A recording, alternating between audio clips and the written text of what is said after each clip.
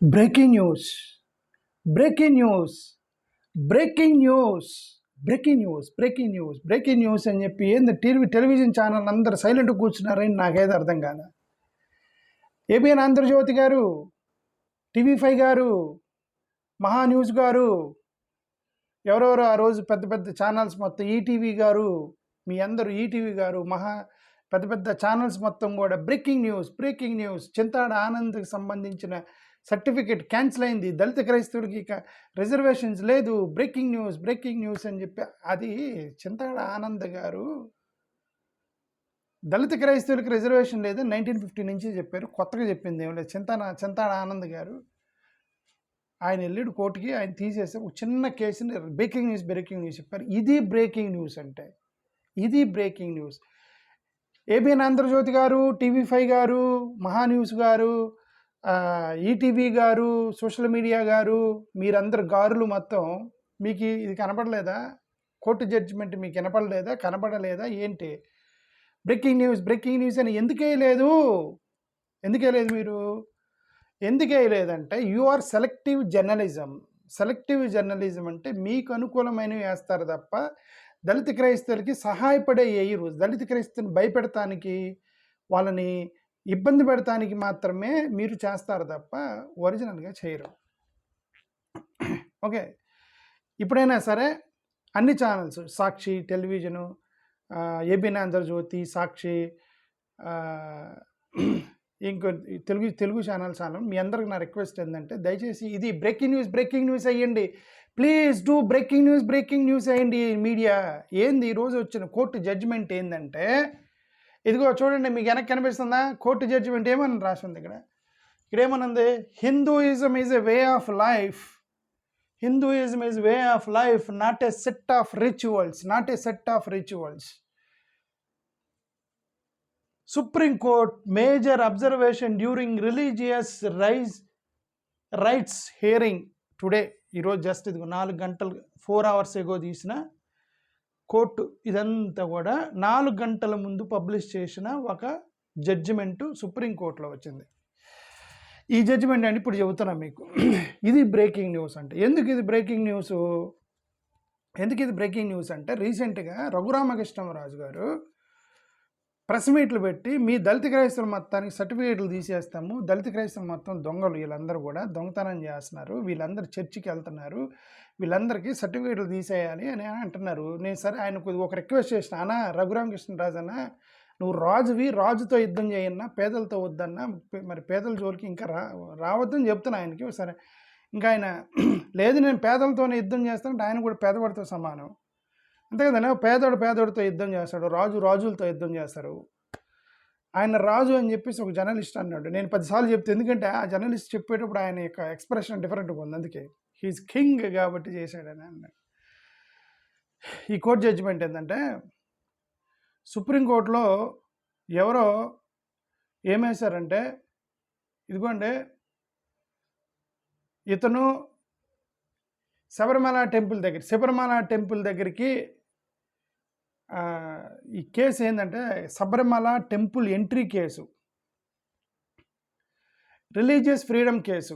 ఈ religious freedom కేసులో వాళ్ళకి ఏదో ఒక కన్ఫ్లిక్ట్ వచ్చింది. ఆ కన్ఫ్లిక్ట్ దగ్గర వీళ్ళు హిందువులు కాదు అని ఎవరో చెప్పారు. వీళ్ళు హిందువులు కాదు అని ఎవరో చెప్పారు. ఎందుకు అనంటే, హిందువులు ఎందుకు కాదు అనంటే, వీళ్ళకి వేదాలు తెలియదు. వాళ్ళ కోర్టులో ఆర్గ్యూ చేసింది ఏమని, వీళ్ళకి వేదాలు తెలియదు, వీళ్ళు గుడికి రారు, వీళ్ళు టెంకాయ కొట్టరు, వీళ్ళు ఉదయాన్నే స్నానం చేసి ఇవన్నీ చెయ్యరు, వీళ్ళు ఆచారాలు పాటించరు, వీళ్ళు హిందువులు కాదు అని చెప్పి ఎవరో కోర్టుకి వెళ్తే కోర్టు ఏం చెప్పిందంటే, కోర్టు ఇచ్చిన జడ్జిమెంట్ ఇది: హిందూ మతం అనేది జీవన విధానము, మతాచారాలను బట్టి నువ్వు నిర్ధారించలేవు. ఇంటిలో దీపం పెట్టిన హిందువే.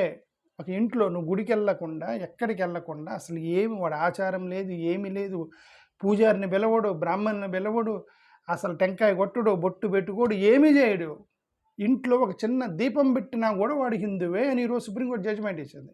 ఈరోజే 4 గంటల ముందు, అంటే నిన్నే ఇచ్చారు, బట్ 4 గంటల ముందు పబ్లిష్ చేసింది, నాకు కనబడింది ఇది. అదే మీకు ఇది చూపిస్తున్నాను కదా వెనక. సో అది యాక్చువల్గా కేసు. యాక్చువల్గా కోర్టులో జడ్జిమెంట్లు ఏం చెప్పారు, జస్టిస్ నాగరత్న ఆయన ఏం చెప్పారంటే హిందూయిజం అనేది జీవన విధానం మాత్రమే, ఇదే హిందూ మతం అని మనం చెప్పలేము. నేను ఇదే మాట 3 రోజుల క్రితం ఒక వీడియో పెట్టా. ఆ వీడియో పెట్టినప్పుడు నేను ఈ మాట చెప్పా, ఒకసారి వినండి నేనేమన్నాను. సరికాదు, ఇంకేమన్నారు, వీళ్ళు ప్రాక్టీస్ని బట్టి మేము డిసైడ్ చేస్తా ఉంటాం. ఏం ప్రాక్టీస్ అంటే, ఒకటి హిందువుగా నడుస్తున్నాడా లేదా చెక్ చేస్తాడట. ఆ నాస్తికుడు అయితే ఎందుకు నడుస్తున్నాడు? నాస్తికుడు హిందువు కదా. హిందూ మతంలో రకరకాల సిస్టాలు ఉన్నాయి కదా. నాస్తికులు కూడా హిందువులే, దేవుడు లేడనే వాళ్ళు కూడా హిందువులే. హిందూ మతంలో కొన్ని విగ్రహారాధన చేయకూడదు అన్నటువంటివి ఉన్నాయి, దేవుడు లేడనేటువంటి హిందూ ఫిలాసఫీలు ఉన్నాయి, శ్రీ నారాయణ గురువు గారు లాంటి కొంతమంది చెప్పినటువంటి ఫిలాసఫీలు ఉన్నాయి, మనిషే దేవుడు అనే ఫిలాసఫీ ఉంది. అది అసలు ఏమి చేయకుండా ప్రశాంతంగా ఉండటమే హిందూ మతం అని చెప్పి ఫిలాసఫీలు ఉన్నాయి. ఇన్ని ఫిలాసఫీలు ఉంటే నువ్వు వాడిని ఎలా ట్యాక్స్ చేస్తావు? వాడు హిందూ మతం ఫాలో అవుతున్నట్టు లేదా? కరెక్ట్గా 3 రోజుల క్రితం పెట్టాను నేను వీడియో. ఒక 5,000 మంది చూసారు, ఎక్కువ మంది వాళ్ళు. 3 రోజుల క్రితం వీడియో పెట్టేది. ఏమన్నా నువ్వు హిందూ మతం హిందువు కాదని ఎలా చెక్ చేస్తారట? ఈ మధ్య వాళ్ళు మీరు జై శ్రీరామ్ అనండి, జై శ్రీరామ్ అంటేనే హిందువు లేకపోతే లేదు. ఈ మధ్య కొంతమంది ఇదిగండి ఎప్పుడు గుడికి పోవటం నేను చూడలేదు కాబట్టి హిందూ, ఇదంతా కాదండి. సుప్రీంకోర్టు ఏం చెప్పిందంటే అసలు హిందువు అనే పదము, హిందువు అనేది మతం కాదు, హిందువు అనేది జీవన శైలి, జీవన విధానం మాత్రమే. హిందువు అనేది మనోళ్ళు భారతదేశంలో ఇలా జీవించే వాళ్ళు, వాళ్ళ లైఫ్ స్టైల్ ఇది హిందూ మతంలో. కాబట్టి ఏమి చేయకుండా ఇంట్లో దీపం పెట్టేవాడు కూడా హిందువే అని సుప్రీంకోర్టు జడ్జిమెంట్ ఇచ్చింది, రఘురామకృష్ణరాజు గారు. కాబట్టి ఇప్పుడు వీళ్ళందరూ ఎవరైతే ఉన్నారో ఇది హిందూ మతం జీవన విధానం, బట్ క్రిస్టియన్ మతం జీవన విధానం కాదు. That is not life style, that is spirituality. Christianity is spirituality, Hindu మతం జీవన విధానం. ఎందుకు వై క్రిస్టియానిటీ స్పిరిచువాలిటీ అని? క్రిస్టియానిటీ అనేది హిందూ మతం, ప్రతివాడు హిందువే, ప్రతివాడు క్రిస్టియన్ కాదు. తేడా ఉంది రెండింటికి. ఇక్కడే కన్ఫ్యూజ్ అవుతున్నాడు రఘురామకృష్ణరాజు, కన్ఫ్యూజ్ అయ్యి పేదలను హింసిస్తున్నాడు రఘురామకృష్ణరాజు గారు. హిందూ మతం అంటే జీవన విధానము, ప్రతివాడు కూడా నువ్వు గుడికి వెళ్ళినా వెళ్ళకపోయినా, ఇలా దీపం పెట్టిన ప్రశాంతంగా ఇంట్లో పడుకున్నాను హిందువే అని సుప్రీంకోర్టు చెప్పింది. బట్ క్రిస్టియాని అయితే క్రిస్టియన్ మతాచారం ప్రకారం దేవుని అంగీకరించి, పాస్టర్ చెప్పిన విధంగా మీరు తన సురక్షకునిగా అంగీకరించి రక్షణ పొందిన వ్యక్తులు, పాస్టర్ గారు అతన్ని టెస్ట్ చేసి అతనికి నమ్మకం వస్తే తీసుకెళ్ళి బాప్టిజం ఇచ్చిన తర్వాత అతని ట్రాన్స్ఫర్మేషన్ జరిగింది. అంతవరకు అతను ట్రాన్స్ఫర్మేషన్ జరగదు, అతను కేవలం విజిటరే. Christianity is a strict rule follow అయ్యేటువంటి ఒక ఇన్స్టిట్యూషన్ అది. క్రిస్టియానిటీ అనేది 90% క్రిస్టియన్స్ అసలు క్రిస్టియన్సే కాదు. 90% క్రిస్టియన్స్ అసలు క్రిస్టియన్సే కాదు. ఎందుకు క్రిస్టియన్స్ కాదు? వాళ్ళు ఎవరు కూడా స్పిరిచువాలిటీని పాటించరు. వాళ్ళు బైబిల్ చదవరు, క్వైట్ టైం చేసుకోరు, ఫ్యామిలీ ప్రేయర్ చేసుకోరు. ఇవి చాలా ఉంటాయి. There are multiple things in Christians, set of rules and regulations ఉన్నాయి క్రిస్టియన్స్కి. వాళ్ళెవరు కూడా క్రిస్టియన్స్ గానే కాదు.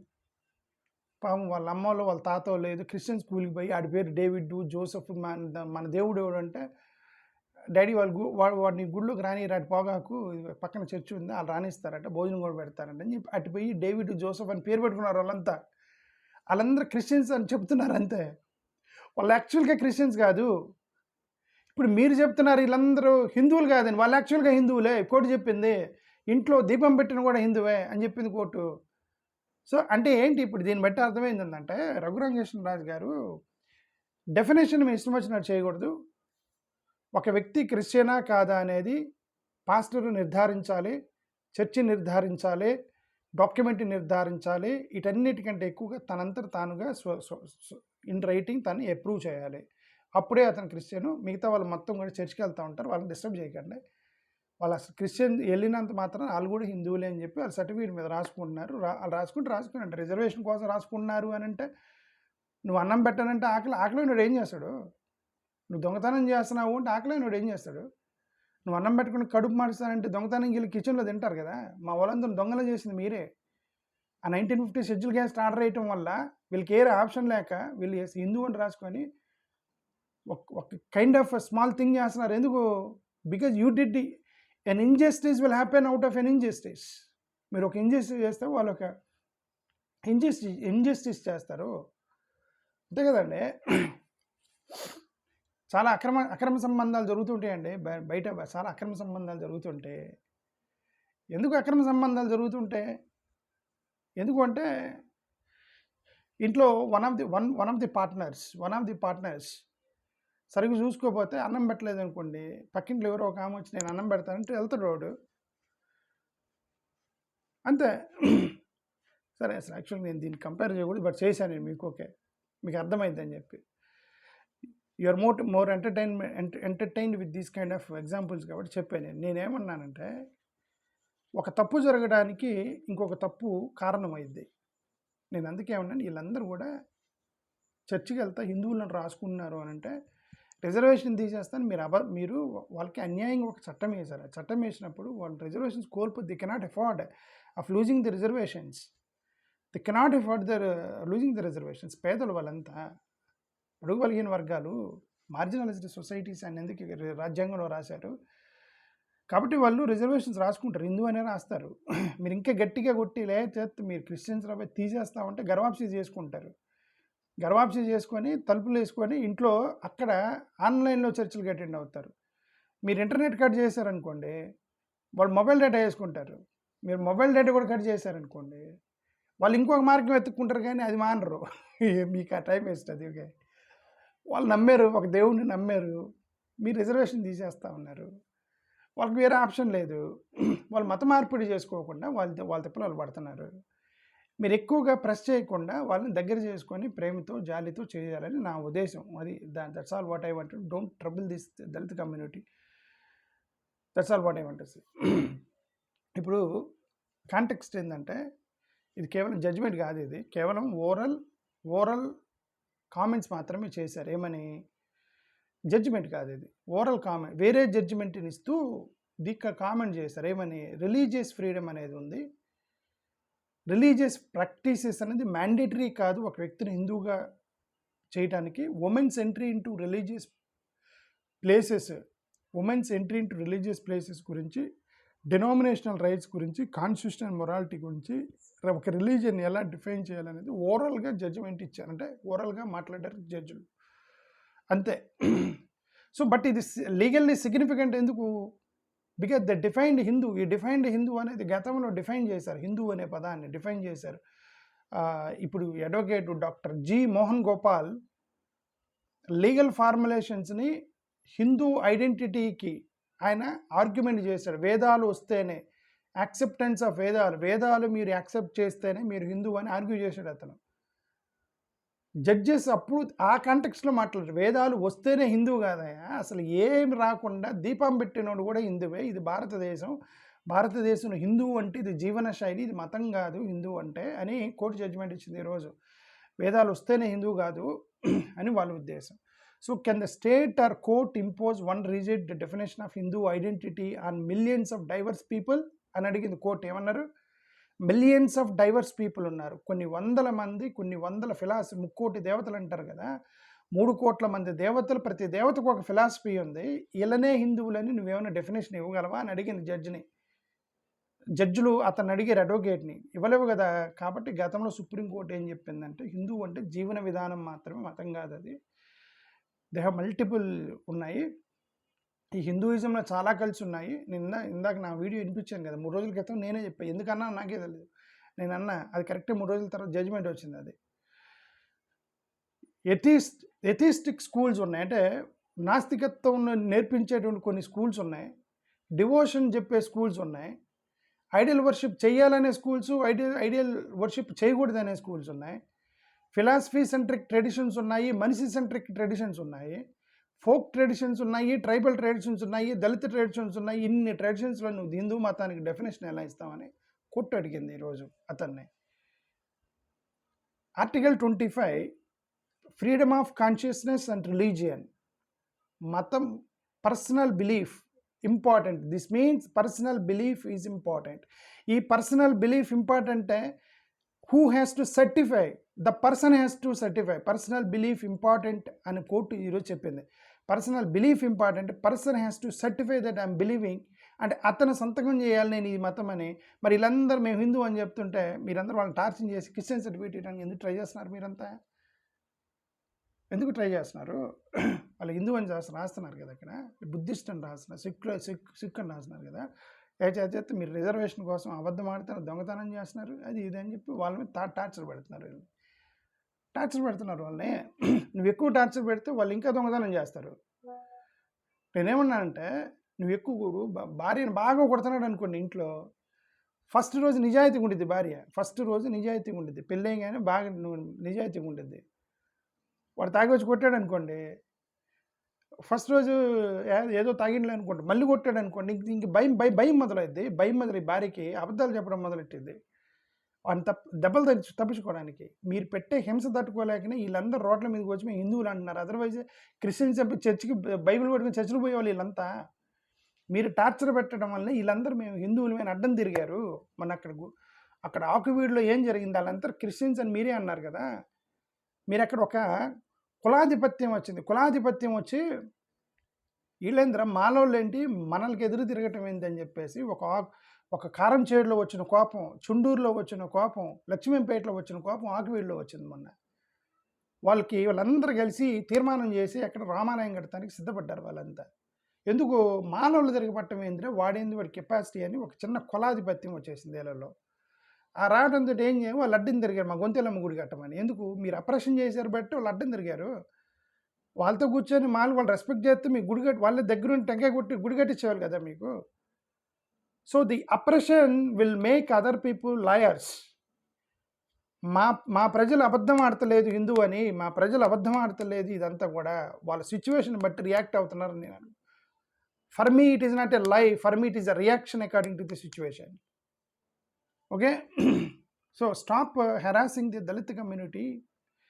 రఘురామ కృష్ణరాజు గారు లాంటి వాళ్ళు ఎంతమంది వస్తారో తెలీదు. Stop harassing them. ఎలాబరేటివ్ రిచువల్స్ని ఇప్పుడు వీళ్ళు ఏమన్నారంటే, జనరల్గా వీళ్ళు elaborative rituals, personal devotion, philosophy over temples ఇవన్నీ కూడా మారుతాయి కాబట్టి భక్తి ట్రెడిషన్స్, శైవ వైష్ణవ మూమెంట్లు, ఆర్య సమాజము, సంఖ్య అనేటువంటి ఇంటర్ప్రిటేషన్స్ ఆఫ్ సంఖ్య, నాన్ ఎథిస్టిక్ స్కూల్స్ అంటారు సంఖ్య, వీటన్నిటిని కూడా డిఫరెంట్గా ఉన్నాయి కాబట్టి మనం చెప్పలేము. అది జస్ట్ జీవన శైలి. ఏమి చేయకుండా ఒక్కడి ఇంట్లో చిన్న దీపం పెట్టినా సరే ఆడి హిందువే అని చెప్పి సుప్రీంకోర్టు జడ్జిమెంట్ ఇచ్చింది ఈరోజు, మాట్లాడింది. సో ఇప్పుడు అది పొలిటికల్గా సోషల్ మీడియాలో విపరీతంగా తిరుగుతుంది. ఎందుకు తిరిగిద్ది? రిచువల్ ఆర్థడాక్సీ మీద మీరే చర్చ పెట్టారు, ప్రీస్ట్లీ అథారిటీ మీద మీరే చర్చలు పెట్టారు, టెంపుల్ సెంటర్డ్ ప్రాక్టీస్ ఉండాల్సిందని చెప్పి స్ట్రిక్ట్ స్క్రిప్చర్డ్ బేసిక్ డెఫినేషన్స్ ఉండాలని చెప్పి మీరు సోషల్ మీడియాలో తిప్పుతుంటే ఎవరో వెళ్ళి అవునండి ఇతనికి వేదాలు రావు కాబట్టి ఇతను హిందూ కాదన్నారు. ఎందుకు నువ్వు గుడుల్లోకి రానియట్లేదంటే ఇతను హిందూ కాదు. ఎందుకు హిందూ కాదంటే ఆయనకు వేదాలు రాకపోతే హిందూ కదా అని అక్కడ కోర్టు జడ్జిమెంట్ ఇచ్చింది. Okay, a person can identify culturally, socially, spiritually as Hindu without strict ritualism. ఇక్కడ 4 ఏమిటి? Culturally, socially, spiritually.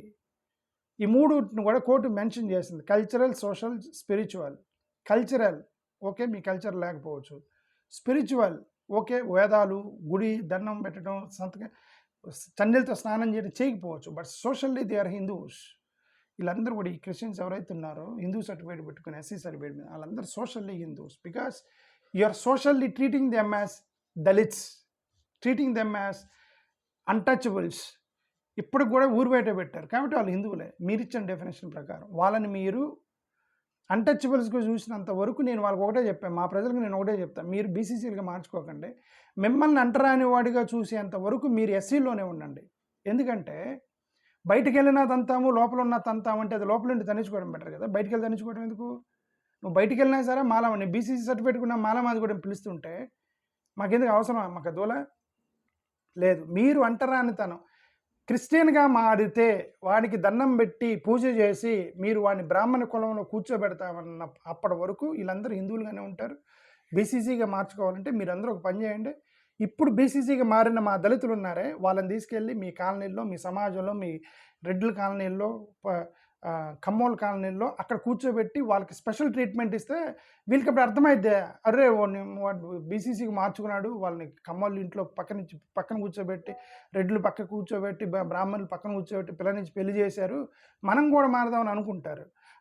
నేను క్రిస్టియన్గా మారినప్పుడు మా పక్కన కూర్చొని మా మాలామాది పల్లెల్లో ఉన్నప్పుడు ఏం ఉపయోగం ఏందని వీళ్ళెవరు మార్చుకోవట్లేదు. ఆళ్ళెవరు మార్చుకోవద్దని మా వాళ్ళకి చెప్పాము. వాళ్ళెవరు మార్చుకోరు. ఆళ్ళందరూ హిందువులే. దే ఆర్ ఎస్సీస్, scheduled caste. That's it. Thank you. నమస్కారం.